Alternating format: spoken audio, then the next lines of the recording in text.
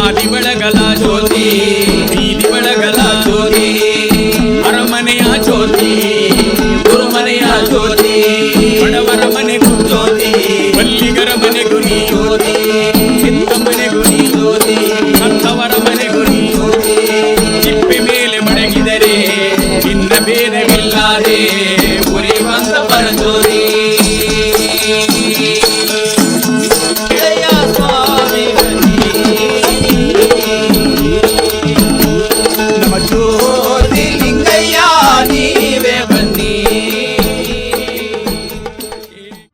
ಉರಿಗದ್ದಿಗೆ ಶ್ರೀ ಕಪ್ಪಡಿ ಕ್ಷೇತ್ರ.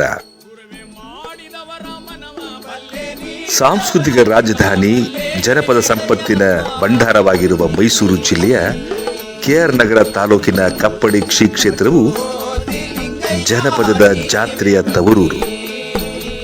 ನಮ್ಮ ಜನಪದ ನಾಯಕರಾದ ಶ್ರೀ ಮಲೈ ಮಹದೇಶ್ವರ, ಬೊಪ್ಪನಗೌಡನಪುರದ ಮಂಟೇಸ್ವಾಮಿ, ಚಿಕ್ಕಲ್ಲೂರಿನ ಸಿದ್ದಪ್ಪಾಜಿಯಂತೆ ಸತ್ಯ ಪವಾಡಗಳ ಕ್ಷೇತ್ರ.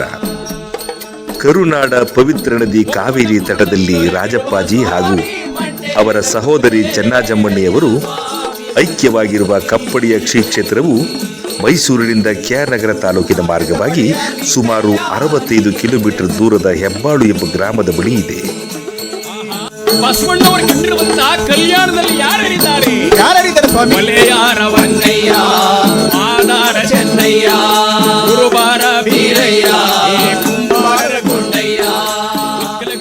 ನಾವು ಬಂದು ಈ ಕ್ಷೇತ್ರದಲ್ಲಿ ಭರತ್ ಅಂತ ಹೇಳಿ ನಾವು ಪಕ್ಕದ ಚಂದಗಾಲ್ನವರು ಕ್ಷೇತ್ರದಲ್ಲಿ ಬಂದು ಸಹಾಯಕ ಆಡಳಿತಾಧಿಕಾರಿಯಾಗಿ ಇಲ್ಲಿ ಕಾರ್ಯನಿರ್ವಾಹ ಮಾಡ್ತಿದ್ದೀವಿ. ಮಂಟೇಸ್ವಾಮಿಯವರು ಸುಮಾರು 15ನೇ ಶತಮಾನದ ಆದಿಭಾಗದಿಂದ ಇರುವಂಥ ಈ ಪರಂಪರೆ ಸುಮಾರು 500 ವರ್ಷದ ಇತಿಹಾಸಗಳನ್ನು ಹೊಂದಿದೆ.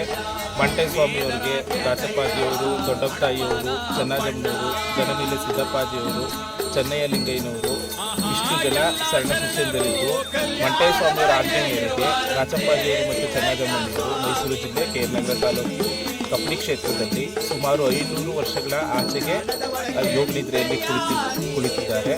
ಅದು ಕೂಡ ಸರಾಗವಾಗಿ ಹರಿಯುವಂಥ, ಅಂದರೆ ಶಾಂತ ರೀತಿಯಲ್ಲಿ ಹರಿಯುವಂಥ ಕಾವೇರಿ ನದಿ ಪಕ್ಕದಲ್ಲಿ ರಾಚಪ್ಪಾಜಿಯವರು ಮತ್ತು ಚೆನ್ನಜಮ್ಮನವರು ಐಕ್ಯಗೊಂಡಿದ್ದು ಇಲ್ಲಿಗೆ ಸ್ವಾಮಿ ಸೇವಾಧುರಣ ವರ್ಚಸ್ಸು ಶ್ರೀಕಂಠ ಸಿದ್ಧಲಿಂಗರಾಜರ ಮಹಾಸ್ವಾಮಿಗಳವರು ಪ್ರಸ್ತುತವಾಗಿ ಪೀಠಾಧಿಪತಿಗಳಾಗಿದ್ದಾರೆ. ದ್ವೈವಾರ್ಷಿಕವಾಗಿ ಮಹಾಶಿವರಾತ್ರಿಯ ಪ್ರಾರಂಭದ ದಿನದಿಂದ ಯುಗಾದಿ 4 ದಿನ ಅನ್ನೋವರೆಗೆ ಒಟ್ಟು 28 ದಿನಗಳ ಕಾಲ ಇಲ್ಲಿ ಜಾತ್ರಾ ಮಹೋತ್ಸವ ನಡೆಯುತ್ತೆ. ಇದಾದ ನಂತರ ಪ್ರತಿ ಸೋಮವಾರ, ಶುಕ್ರವಾರ, ಅಮಾವಾಸ್ಯೆ, ಪೌರ್ಣಮಿ ಇದು ಕ್ಷೇತ್ರದಲ್ಲಿ ವಿಶೇಷವಾದ ದಿನಗಳು. ವರ್ಷದ 365 ದಿವಸನೂ ಕೂಡ ಕ್ಷೇತ್ರದಲ್ಲಿ ಗದ್ಗೆದು 2 ಬಾಗಿಲು ಕೂಡ ಓಪನ್ ಇರುತ್ತೆ. ಪ್ರತಿದಿನ ಕೂಡ ಪೂಜೆ ನಡೆಯುತ್ತೆ. ಪ್ರತಿದಿನ ಬೆಳಗ್ಗೆ 9 ರಿಂದ ಸಂಜೆ 4:30 ತನಕ ಕ್ಷೇತ್ರದಲ್ಲಿ ದರ್ಶನಕ್ಕೆ ಅವಕಾಶ ಇದೆ. ತಾವೀಗ ಇಲ್ಲಿ ವೀಕ್ಷಿಸ್ತಿರೋ ಒಂದು ವಿಗ್ರಹ ಯಾಕಂದರೆ ಸರ್ದಾರ್ MN ರಾಜ್ ಎರಡನೇದು. ಇವರು 1944 ರಿಂದ 1989ರವರೆಗೂ ಮಂಟೇಸ್ವಾಮಿ ಮಠ, ಮಳವಳ್ಳಿ, ಆದಿವಿನಾಯಕನಹಳ್ಳಿ ಮತ್ತು ಕಪ್ಪಡಿ ಕ್ಷೇತ್ರದ ಪೀಠಾಧಿಪತಿಗಳಾಗಿರ್ತಾರೆ. ಪ್ರಸ್ತುತ ಮಳವಳ್ಳಿ ಮಂಟೇಸ್ವಾಮಿ ಮಠದ ಪೀಠಾಧಿಪತಿಗಳಾಗಿರುವ ಸ್ವಾಮಿ ಸೇವಾಧುರಣ ವರ್ಚಸ್ವಿ ಶ್ರೀಕಂಠ ಸಿದ್ಧಲಿಂಗರಾಜ ಎರಸ್ನವರ ತಾತನವರು. ಅದೊಂದು ಶ್ರೀಮತಿ PR ವೀರಾಜಮಣಿಯವರು ಅಂತ ಸರ್ದಾರ್ MN ರಾಜ್ ಎರಸ್ನವರ ಧರ್ಮಪತ್ನಿಯವರು. ಇಲ್ಲಿ ವಿಗ್ರಹ ಎಲ್ಲರೂ ಕೂಡ ಮಠದಲ್ಲಿರೋ ಕಾರಣ ಏನಂದರೆ ತುಂಬ ಮಠದಲ್ಲಿ ಏನು ಕಾಂಟ್ರಿಬ್ಯೂಟ್ ಇದೆ, ಈ ಸಂಪೂರ್ಣ ಕೊಡುಗೆ ನೀವು ನೋಡ್ತಿರ್ಬೋದು. ದೇವಸ್ಥಾನದ ಕಟ್ಟಡಗಳು, ಆಮೇಲೆ ಮುಂದೆ ಉರಿಗದ್ದೆ ಮೇಲೆ ಆಗಿರುವಂಥ ಆ ಬದಲಾವಣೆ ಸದ್ಯಕ್ಕಂತೂ ತೆಗೆದಿದ್ದೀವಿ. ಅದನ್ನೆಲ್ಲ ರಿಪೇರಿ ಮಾಡ್ಸಕ್ಕೆ ಅಂತ ಕ್ಷೇತ್ರದ ಅಭಿವೃದ್ಧಿ ಅಂತ ನಡೆದಿದ್ದು ಸಂಪೂರ್ಣವಾಗಿ ಇವ್ರ ಕಾಲದಲ್ಲಿ ಅಂತ ಹೇಳ್ಬೋದು.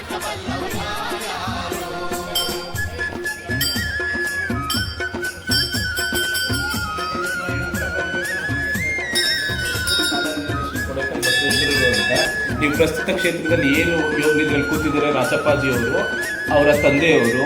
ಇವರು ಬಂದು ನಿಮಗೆ 12ನೇ ಶತಮಾನದ ವಚನಕಾರ ಬಸವಣ್ಣ ಇದ್ರಲ್ಲ, ಅವ್ರ ಭಾವ ಅಂತ ಹೇಳ್ಬೋದು. ಆದರೆ ವಚನಕಾರ ಬಸವಣ್ಣ ಅವರು ಬಂದು ಇಷ್ಟಲಿಂಗ ಪ್ರತಿಪಾದಕರು, ಈ ಕೊಡೆಕಲ್ ಬಸವಣ್ಣ ಅವರು ಬಂದು ಆತ್ಮಲಿಂಗ ಪ್ರತಿಪಾದಕರು. ಇವರು ಬಂದು KM ಲಿಂಗರಾಜು ಅವರು ಅಂತ ಕ್ಷೇತ್ರದ ಮೇಲುಸ್ತುವಾರಿಗಳಿವರು. ಪಕ್ಕದಲ್ಲಿ ಇಲ್ಲೇ ಕಪ್ಪಡಿ ಪಕ್ಕದಲ್ಲಿ ಹೆಬ್ಬಾಳು ಬೋರೆ ಅಂತ ಇದೆ. ಸುಮಾರು 120 ವರ್ಷಗಳಿಂದ ಶ್ರೀಮಠಕ್ಕೆ ಅವ್ರ ತಂದೆ ಕಾಲದವರು ಅಂದ್ರೆ ಇಲ್ಲಿ ಅಭಿವೃದ್ಧಿ ಕಾರ್ಯಗಳು, ಸೇವೆಗಳಲ್ಲೆಲ್ಲ ಪಾಲ್ಗೊಳ್ತಾ ಬಂದಿದ್ದಾರೆ. ಸುಮಾರು 1995ರಲ್ಲಿ ಶ್ರೀ ಕ್ಷೇತ್ರಕ್ಕೆ ಪೀಠಾಧಿಪತಿಗಳಾಗಿದ್ದಾರೆ. ಅಂದಿನಿಂದ ಇಲ್ಲಿಯವರೆಗೂ ಮಠದಲ್ಲಿ ಸಂಪೂರ್ಣವಾಗಿ ಏನು ಬದಲಾವಣೆಗಳಾಗಿದೆ, ಈಗ ನಡೀತಿರುವಂಥ ಅಭಿವೃದ್ಧಿ ಕಾರ್ಯಗಳು ಸಂಪೂರ್ಣವಾಗಿ ಅದಕ್ಕೆಲ್ಲ ನೇರ ಹೊಣೆ ಅವರೇ. ತುಂಬ ಚೆನ್ನಾಗಿ ಮಠನ ನಡ್ಸ್ಕೊಂಡು ಹೋಗ್ತಿದ್ದಾರೆ. ಪ್ರಸ್ತುತವಾಗಿ ಈಗ ನಾವು ಆಫೀಸ್ ಓಪನ್ ಮಾಡ್ಕೊಂಡಿದ್ದು ಕೂಡ ಅವ್ರಿಗೆ ಸೇರುವಂಥ 3 ಮಠಗಳು, ಮಂಟೇಸ್ವಾಮಿ ಮಠ, ಮಳವಳ್ಳಿ, ಆದಿವಿನಾಯಕನಹಳ್ಳಿ, ಕಪಟಿ ಕ್ಷೇತ್ರ, 3 ಕ್ಷೇತ್ರಗಳಲ್ಲೂ ಕೂಡ ಪ್ರತಿ ಸೋಮವಾರ, ಶುಕ್ರವಾರ, ಅಮಾವಾಸ್ಯೆ, ಪೌರ್ಣಮಿ ದಿನಗಳಲ್ಲಿ ದಾಸೋಹ ಅಂತೂ ಪ್ರತಿ ಸೋಮವಾರ, ಶುಕ್ರವಾರ ಈ ರೀತಿ ನಡ್ಕೊಂಡು ಬಂದಿದೆ. ಇವಾಗ ಶ್ರೀ ಮಂಟೇಸ್ವಾಮಿ ಮಠ, ಮಳವಳ್ಳಿ, ಆದಿವನಾಯಕನಹಳ್ಳಿ ಮತ್ತು ಕಪಟಿ ಕ್ಷೇತ್ರದ ಪೀಠಾಧಿಪತಿಗಳಾದ ಪರಮ ಪೂಜ್ಯ ML ವರ್ಚಸ್ವಿ ಶ್ರೀಕಂಠ ಸಿದ್ಧಲಿಂಗರಾಜಿ ಅರಸಿನವ್ರದ್ದು. ಪ್ರಸ್ತುತವಾಗಿ ಕಪಟಿ ಕ್ಷೇತ್ರದ ಪೀಠಾಧಿಪತಿಗಳು ಕೂಡ ಹೌದು. ವಿಶೇಷವಾದ ಜಾತ್ರೆ ಬಂದು ಈ ಮಠದಲ್ಲಿ ಅಣ್ಣ ತಮ್ಮಂದಿರಿರೋ ಕಾರಣ, ಅಂದರೆ ಬೊಪ್ಪಣಪುರ ಸ್ವಾಮಿಗಳು ಮತ್ತು ಮಳವಳ್ಳಿ ಸ್ವಾಮಿಗಳು ಇರೋ ಕಾರಣ, ಮಳವಳ್ಳಿ ಸ್ವಾಮಿಗಳದು ಸಮಸಂಖ್ಯೆ ಅಂದರೆ 2022, 24, 26 ಈ ಪ್ರಕ್ರಿಯೆಯಲ್ಲಿ ನಡ್ಕೊಂಡು ಬರುತ್ತೆ. ಬೊಪ್ಪಣಪುರ ಸ್ವಾಮಿಗಳಿಗೂ 21, 23, 27 ಈ ಪ್ರಕ್ರಿಯೆಯಲ್ಲಿ ನಡೆಯುತ್ತೆ. ಇಲ್ಲಿ ಏನಾಗುತ್ತೆ ಅಂದರೆ ಮಳವಳ್ಳಿ ಮಠದಿಂದ ಈಗ ಈ ವರ್ಷ 24ನೇ ಇಸ್ವಿ ಜಾತ್ರೆ ಮಳವಳ್ಳಿ ಪೀಠದಿಂದ ನಡೆಯುತ್ತೆ. ಇದನ್ನು ನಮ್ಮ ಸ್ವಾಮಿಗಳು ಅಂದರೆ ನಮ್ಮ ಪೀಠಾಧಿಪತಿಗಳು ವರ್ಚಸ್ವಿ ಶ್ರೀಕಂಠ ಸಿದ್ಧಲಿಂಗರಾಜ ಮಹಾಸ್ವಾಮಿಗಳವರು ನಡೆಸ್ಕೊಡ್ತಾರೆ. ಪ್ರಸ್ತುತ ಮುಂದಿನ ವರ್ಷ ಬರೋ ಜಾತ್ರೆನ ಬೊಪ್ಪಣಪುರ ಸ್ವಾಮಿಗಳು ನಡೆಸ್ಕೊಡ್ತಾರೆ. ಹಾಗೆ ಇನ್ನೊಂದು ಉತ್ತಮವಾದ ಮಾಹಿತಿ ಏನಂದರೆ, ಎಲ್ರಿಗೂ ತಲುಪಬೇಕಾದ ಮಾಹಿತಿ ಏನಂದರೆ, ಪ್ರಸ್ತುತವಾಗಿ 1 ವರ್ಷದಿಂದ ಈಚೆಗೆ ಸ್ವಾಮಿಯವರ ಆಶೀರ್ವಾದದಿಂದ ಸೋಮವಾರ, ಶುಕ್ರವಾರ ಮತ್ತು ಅಮಾವಾಸ್ಯೆ, ಪೌರ್ಣಮಿ ಪ್ರತಿ ಸೋಮವಾರ, ಶುಕ್ರವಾರ, ಅಮಾವಾಸ್ಯೆ, ಪೌರ್ಣಮಿಗಳಲ್ಲಿ ಇಲ್ಲಿ ದಾಸೋಹ ಕೂಡ ಪ್ರಾರಂಭ ಮಾಡಿದ್ದೀವಿ. ತುಂಬ ವಿಶೇಷ ಅಂತ ಏನಿಲ್ಲ, ಪ್ರತಿ ದಿನಗಳು ಕ್ಷೇತ್ರದಲ್ಲಿ ವಿಶೇಷನೇ. ರಾಚಪ್ಪಾಜಿಯವರು ಮತ್ತು ಚನ್ನಜಮ್ಮಣ್ಣಿಯವರ ಅಂದರೆ ಸಂಪೂರ್ಣ ಆಶೀರ್ವಾದ ಇರೋದಕ್ಕೇನೆ ಪ್ರತಿದಿನವೂ ಕೂಡ ಇಲ್ಲಿ ವಿಶೇಷ ಅನ್ನಿಸ್ತದೆ. ನಮ್ಮ ಜಾತ್ರಾ ಟೈಮ್ ಬಿಟ್ಟರೆ 1 ತಿಂಗಳು ಮಹಾಸ್ವಾಮಿಗಳಿಲ್ಲಿರೋವರೆಗೂ ಜಾತ್ರಾ ದಿನದಲ್ಲಿ ತುಂಬ ವಿಶೇಷ ಇರುತ್ತೆ. ಪ್ರತಿ ದಿನವೂ ಒಂದು ವಿಶೇಷತೆ ಬರೋ ಜನಗಳು ಕಣ್ ತುಂಬಿಕೊಳ್ಬೋದು. ಅದನ್ನು ಬಿಟ್ಟರೆ ವರ್ಷದ 365 ದಿನವೂ ಇಲ್ಲಿ ನಿಮಗೆ ದರ್ಶನಕ್ಕೆ ಅವಕಾಶ ಇದೆ. ಸಾಮಾಜಿಕ ಕ್ರಾಂತಿಯ ಹರಿಕಾರರಾದ ಇವರು ಉತ್ತರದಿಂದ, ಅಂದರೆ ಉತ್ತರ ಕರ್ನಾಟಕದಿಂದ ಯಾತ್ರೆ ಕೈಗೊಂಡು ಹಳೆ ಮೈಸೂರು ಭಾಗದಲ್ಲಿರುವಾಗ ಮೈಸೂರು ರಾಜಮನೆತನದ ಪೂಜೆಯನ್ನು ಸ್ವೀಕರಿಸಿ ಇಲ್ಲೇ ನೆಲೆಸಿ ತಮ್ಮ ಕೊನೆಯ ದಿನಗಳನ್ನು ಕಳೆದ ನಂತರ ಇಲ್ಲಿ ಜಲಬಾವಿಯನ್ನು ತೆಗೆಸಿ ಸಹೋದರಿ ಚನ್ನಾಜಮ್ಮಣ್ಣಿ ಅವರೊಡನೆ ಬಾವಿಗಿಳಿದು ಶಾಶ್ವತ ಶಿವಯೋಗದಲ್ಲಿ ನೆಲೆಸಿದ ಪುಣ್ಯಕ್ಷೇತ್ರವಿದು. ಅಂದಿನಿಂದ ಇಂದಿನವರೆಗೂ ಪೂಜಾ ವಿಧಿವಿಧಾನಗಳು ನಡೆದುಕೊಂಡು ಬರುತ್ತಿವೆ. ಈ ಕ್ಷೇತ್ರದ ಒಕ್ಕಲಿನವರಷ್ಟೇ ಅಲ್ಲದೆ ರಾಜ್ಯದ ಹಲವೆಡೆಯಿಂದ ಭಕ್ತಾದಿಗಳ ಮಹಾಪೂರವೇ ಹರಿದು ಬಂದು ಈ ಉರಿಗದ್ದಿಗೆ ದರ್ಶನ ಪಡೆದು ಸಂತೃಪ್ತ ಭಾವದಿಂದ ಧನ್ಯರಾಗುತ್ತಿದ್ದಾರೆ. ಆದಿ ಬೆಳಗಲ ಜ್ಯೋತಿ, ಬೀದಿ ಬೆಳಗಲ ಜ್ಯೋತಿ, ಅರಮನೆಯ ಜ್ಯೋತಿ, ಗುರುಮನೆಯ ಜ್ಯೋತಿ, ಬಡವರ ಮನೆಗೂ ಜ್ಯೋತಿ, ಮಲ್ಲಿಗರ ಮನೆಗೂ ನೀ ಜ್ಯೋತಿ.